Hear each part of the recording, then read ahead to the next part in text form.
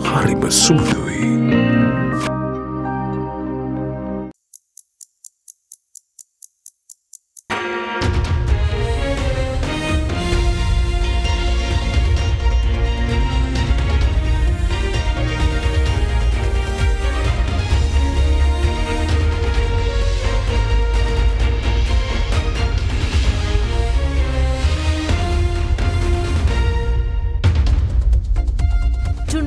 This Wednesday, the 1st of November 2023. High debt risk. Sri Lanka must achieve at least 5% economic growth to sustain current economic progress, says economist Dr. Shamini Kurur. Stay on course. World Bank urges Sri Lanka to stick to reforms for recovery and sustainable growth. Restructuring process. Government calls bids for the divestiture of national carrier Sri Lankan Airlines. High-level visit. Indian Finance Minister in Sri Lanka for 3 days. Bilateral talks to be held with President Wickremesinghe. ඔබේ විශ්වාසය දෙනු සෙන්සුරයින් දැන් ළඟමැති ෆාමසියෙන් ලබාගත හැක. From AdaDerana, this is AdaDerana First at 9 with Ndivadi Amuwata. From Studio 24 in Colombo. A very warm welcome. You're joining us on your primetime English news service. We take you to your top story tonight. Indian Finance Minister Nirmala Sitaraman is in Sri Lanka on a 3-day official visit. During her stay, the Indian Finance Minister is expected to hold bilateral talks with President Ranil Wickremesinghe, Prime Minister Dinesh Gunawardena, and also witness a MOU exchange where India will provide 3.24 billion rupees for solar electrification of religious places in Sri Lanka. Minister Sitaraman is also expected to deliver the keynote address at the India-Sri Lanka Business Summit and NAM 200, which will celebrate the 200 years of the arrival of Indian origin Tamils to Sri Lanka tomorrow. Indian Minister of Finance Nirmala Sitaraman arrived in Sri Lanka this morning, embarking on a 3-day official visit to the island. Upon her arrival, Minister Sitaraman was welcomed by Indian High Commissioner to Sri Lanka Gopal Bagle, Minister of Water Supply and State Infrastructure Development Jeevan Thondaman, Governor of Eastern Province Sendil Thondaman, State Minister of Foreign Affairs Tharaka Balasuriya and Parliamentarian Maruthapandi Rameswaram. During the day, she visited the temple of the Tooth Relic in Kandy and invoked blessings.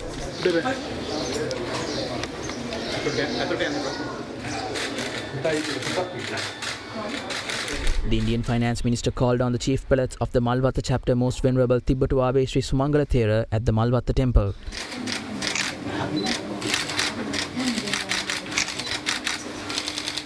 Later, she visited the Askiriya temple and called on chief prelate of the Askiriya chapter Most Venerable Varkagoda Sri Jnana Ratana Thera.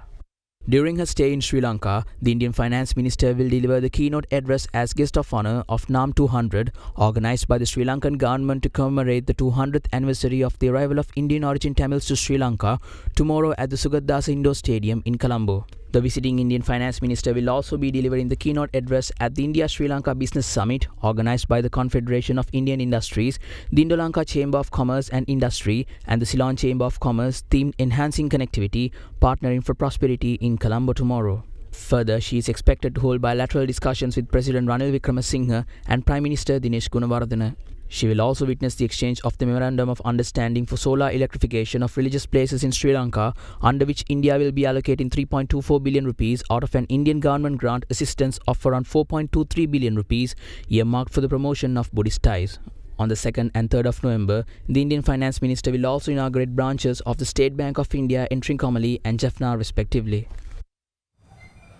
While concluding her 4-day visit in Sri Lanka, World Bank's Managing Director for Operations, Anna Burge, encouraged the government of Sri Lanka to stay the course on reforms for recovery and sustainable growth. She assured that the World Bank will continue to support Sri Lanka on its journey to recovery, connecting farmers to markets, strengthening access to healthcare, boosting innovation, pursuing transformation through infrastructure investments, and creating quality jobs for women and youth.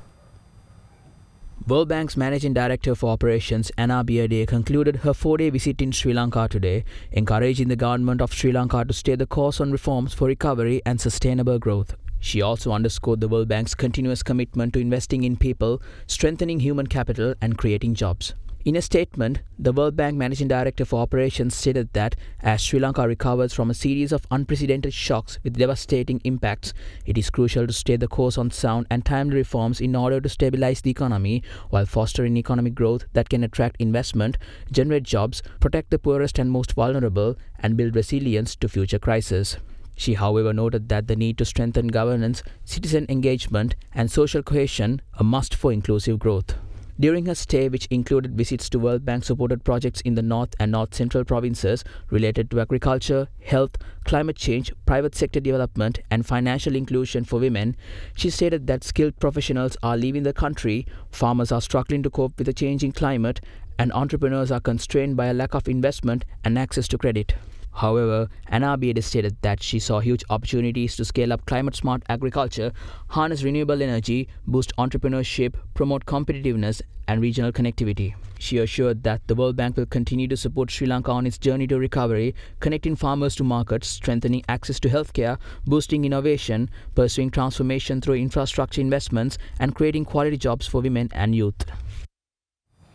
Former director of IMF's Institute for Capacity Development and member of the Presidential Advisory Group on Debt Restructuring, Dr. Shamini Kurur points out that it is a must for Sri Lanka to achieve an economic growth of 5 to 6% in order to sustain the current economic progress. Delivering the 73rd anniversary oration of the Central Bank of Sri Lanka today, Dr. Kurur observed that Sri Lanka would still remain at high debt risk category even after successfully completing debt restructuring.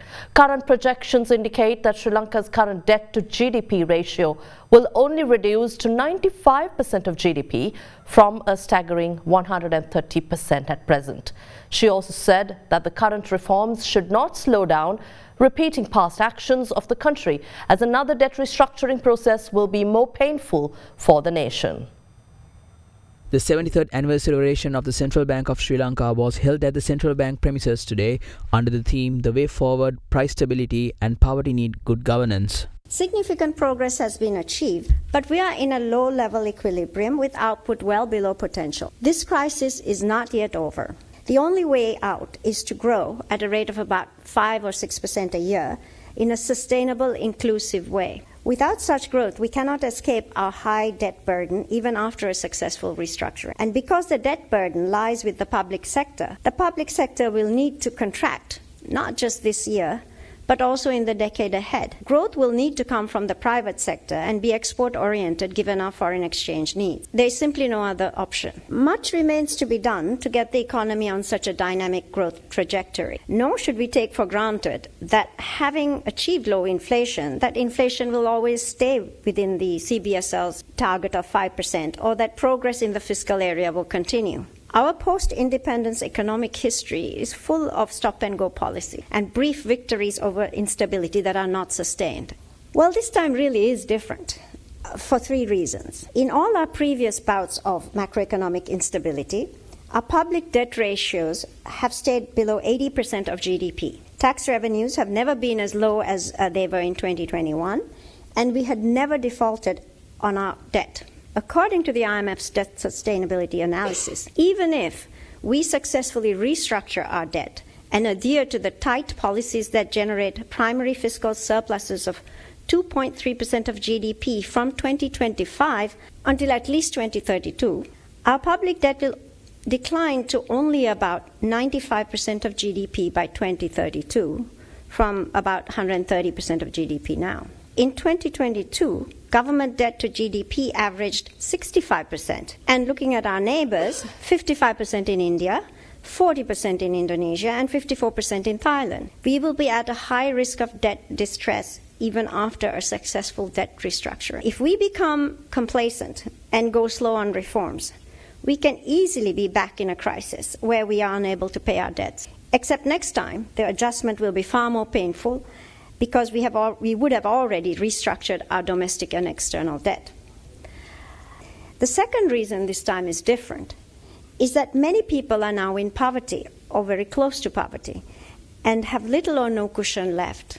The World Bank estimates that the poverty rate doubled to 25% of the population in 2022, while the UNDP estimates that over half the population remains multidimensionally vulnerable. The World Food Programme finds that almost a third of children under 5 are malnourished, with 20% suffering from wasting. 2/3 of the population are borrowing or dipping into their savings to feed their families. Many people are foregoing the basic needs such as healthcare, and progress in education has been severely hampered by both the pandemic and the economic crisis. The impact on people of another debt default, crisis, and adjustment would be disastrous. And third, Sri Lanka is suffering from a damaging outflow of skilled professionals who are the backbone of economic recovery and growth. These professionals are leaving not merely because taxes. They have lost hope that the poor governance and pervasive corruption that Sri Lanka has been mired in for decades will be effectively addressed. They don't see a future in a country where the state interferes with practically every aspect of economic life,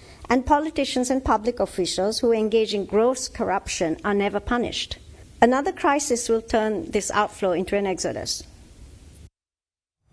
The Ceylon Petroleum Corporation yesterday announced revised fuel prices with effect from midnight yesterday. Lanka Indian Oil Corporation too later announced a revision to its fuel prices to match Sipetco rates.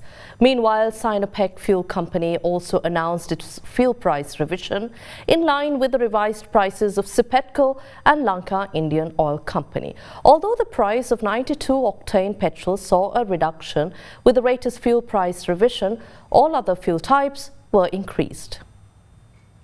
State-run Ceylon Petroleum Corporation and Lanka Indian Oil Corporation revised fuel prices from midnight yesterday. Accordingly, the new price of the 92-octane petrol was reduced by 9 rupees to 356 rupees a litre. However, prices of all other fuel types have increased following yesterday's price revision. A litre of 95-octane petrol was increased by 3 rupees to 423 rupees.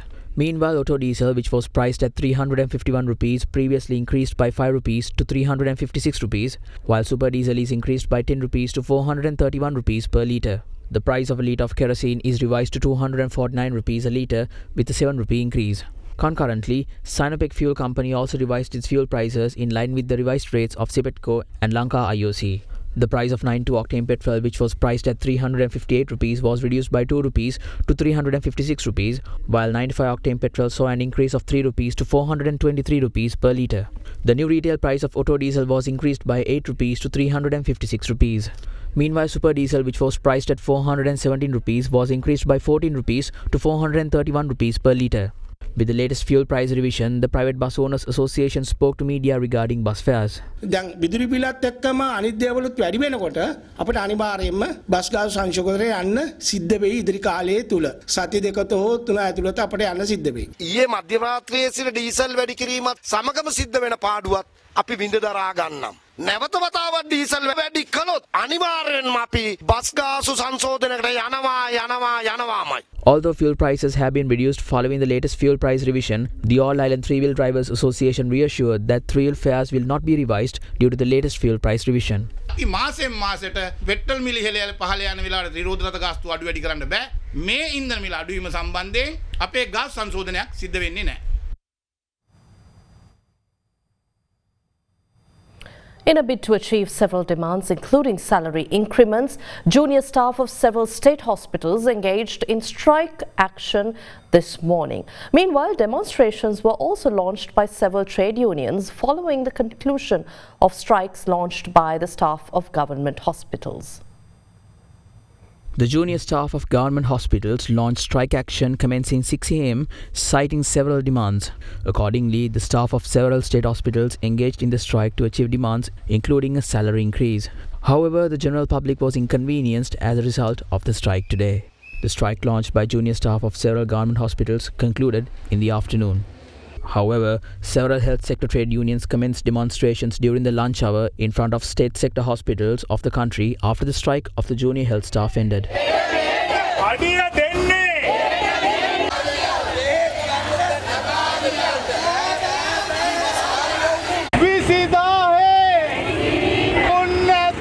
Meanwhile, several trade union representatives and medical officers expressed their views on the demonstrations launched today.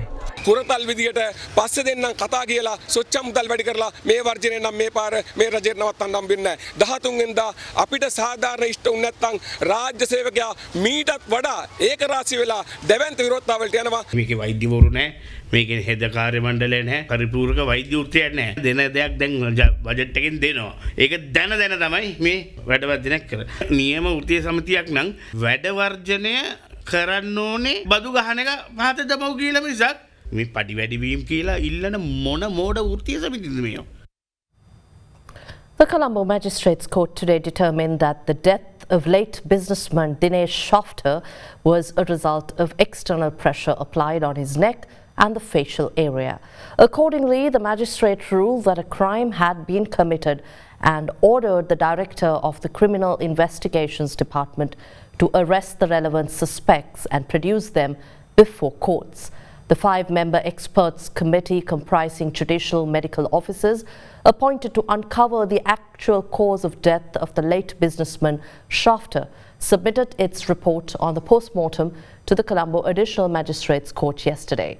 Late businessman Dinesh Shafter was found tied up in his car at the General Cemetery in Borella on the 15th of December 2022 and passed away while receiving treatment at the intensive care unit of the National Hospital in Colombo.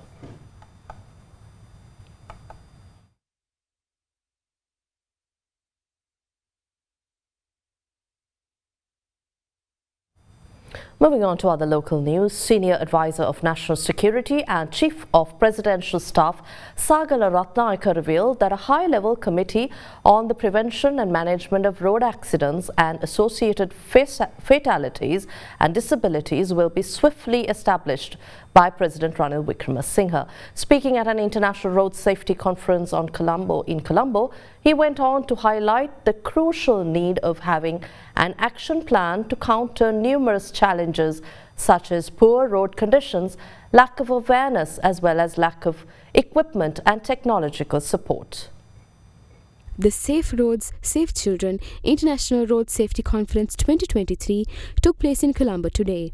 The conference was organized by the Expert Committee for Road Accident Prevention of the Sri Lanka Medical Association and primarily aims to mitigate avoidable child fatalities and lifelong disabilities resulting from road accidents. The discussions at the conference covered various aspects such as education, healthcare, transportation and law enforcement in relation to road safety.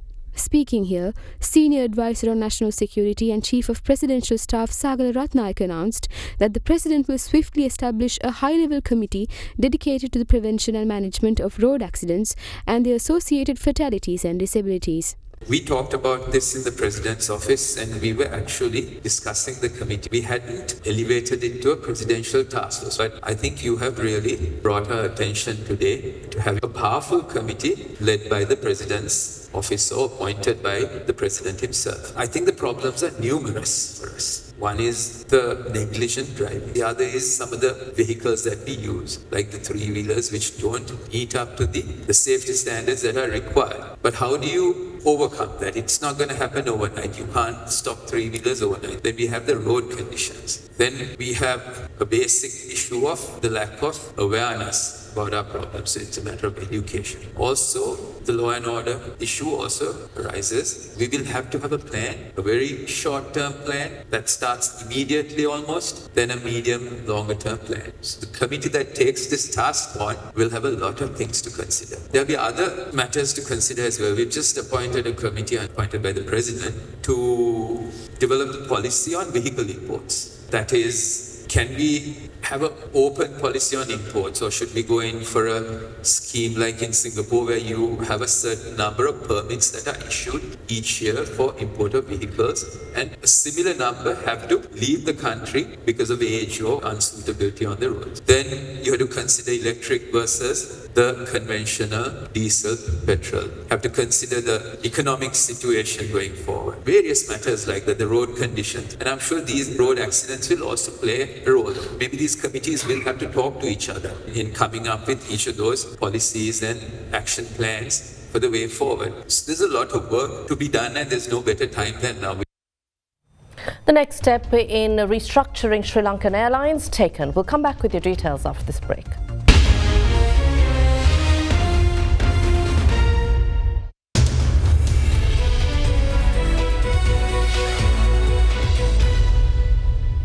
Welcome back to the news. Minister of Ports, Shipping and Aviation Nirmala de Silva revealed that the government is now calling for bids for the divestiture of national carrier Sri Lankan Airlines in a bid to attract a suitable investment partner. Delivering a special statement, the aviation minister said invitations to tenders have been published using local and foreign media as well as websites.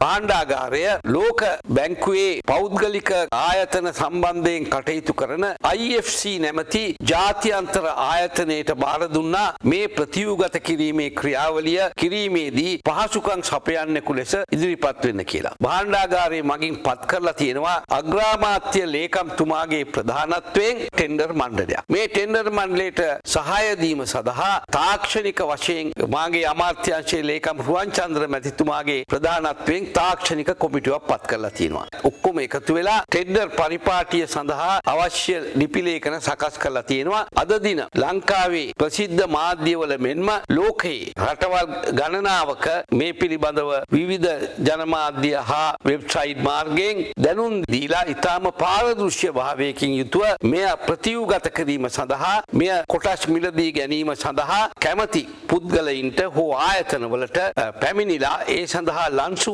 ඉදිරිපත් කරන ලෙස දන්වා තිබෙනවා. මේ සඳහා දින 45ක කාල සීමාවක් දීලා තියෙනවා. ශ්‍රී ලාංකික සේවක මහත්ම මහත්මීන්ගේ සේවක අයිතිවාසිකම් සුරක්ෂිත කරලා දෙන හොඳ ආයෝජකයෙක් මේ සඳහා ලබා ගැනීම තමයි අපි කල්පනා කරන්නේ. Columbo boards returned to positive territory following 2 consecutive sessions of losses as investors displayed buying interest throughout the day, resulting in a steep and steady upsurge in the ASPI while regaining previous losses to close on a steady footing. The benchmark index closed at 10,771 with a sharp gain of 123 points. Banking sector counters experienced revitalized interest during the day with positive expectations on quarterly results. Sampath Bank, Commercial Bank and HNB were among top contributors to the ASPI's gain. Meanwhile, investors collected on hotel sector counters ahead of the holiday season, anticipating inbound arrivals to climb high in the months to come. LIOC too attracted sizable buying appetite owing to World Bank's forecast of oil prices soaring to $150 a barrel amidst the Israeli-Hamas war. Market turnover recorded at 788.8 million rupees, falling 11.4% below the monthly average turnover of 890.5 million rupees. Food, beverage and tobacco contributed 30% of turnover, led by an off-board transaction of Melsa Corp worth 120 million rupees, followed by the energy sector contributing 18%. And up next is Odisha and Jonas from Capital Alliance with some thoughts on the current status of the economy in our next segment, Sri Lanka's Economic Outlook.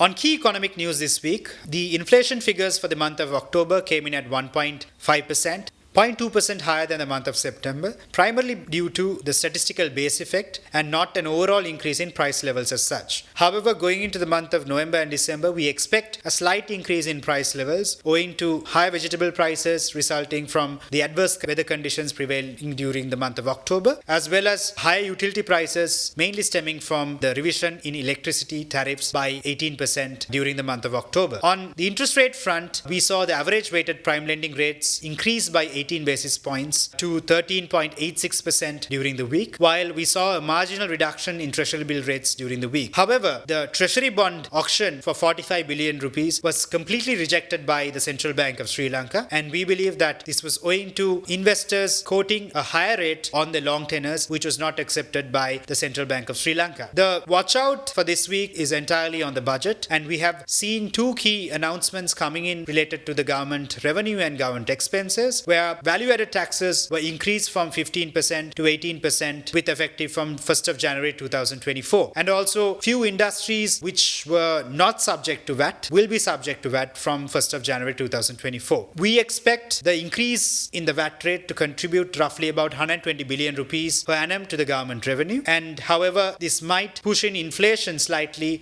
going into 2024. We expect the inflation for 2024 be roughly at about 4 to 5% during the year. Also on the government expenditure front, the President announced that there will be a revision in terms of salaries for the government sector employees. If the government announces a 10,000 rupee salary increase, the total salary bill of the government will increase by roughly 130 billion rupees per annum, while if it is a 20,000 rupee increase, the resulting impact to the government will be about a 260 billion rupee increase. Overall, the IMF is expecting Sri Lanka to increase tax revenues to 12% of GDP, and which means that Sri Lanka will have to raise roughly about 700 to 800 billion rupees in terms of tax revenues. Even after factoring in for the VAT adjustment, Sri Lanka will have to at least raise another 600 to 700 billion rupees in terms of tax revenue. One area that the government could look at to increase revenue would be to increase or allow personal vehicle imports, which could add at least 300 billion rupees in terms of government revenue. And also, the other objective would be to increase the overall tax base, given that currently there are only 500,000 tax filed, when the overall working population stands at 8 million in total.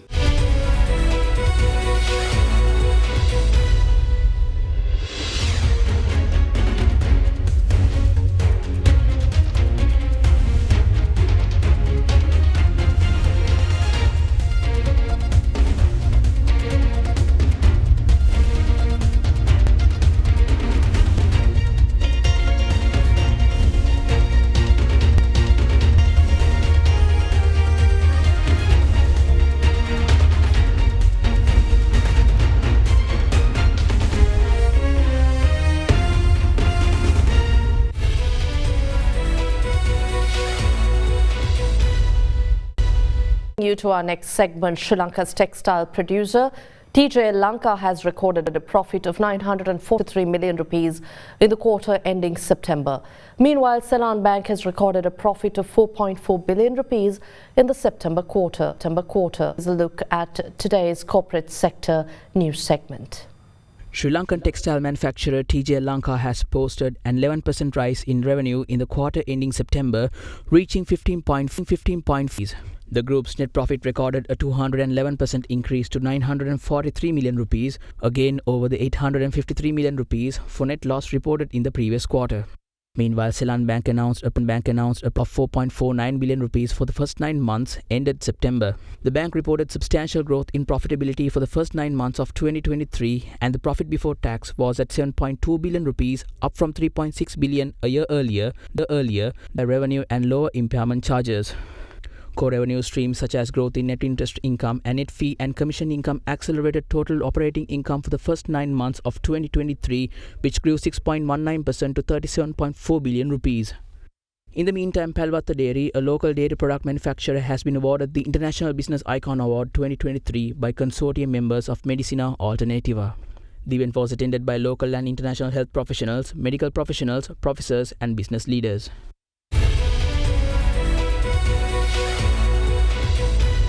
Sri Lanka started the decennial population and housing census at the Presidential Secretariat this morning.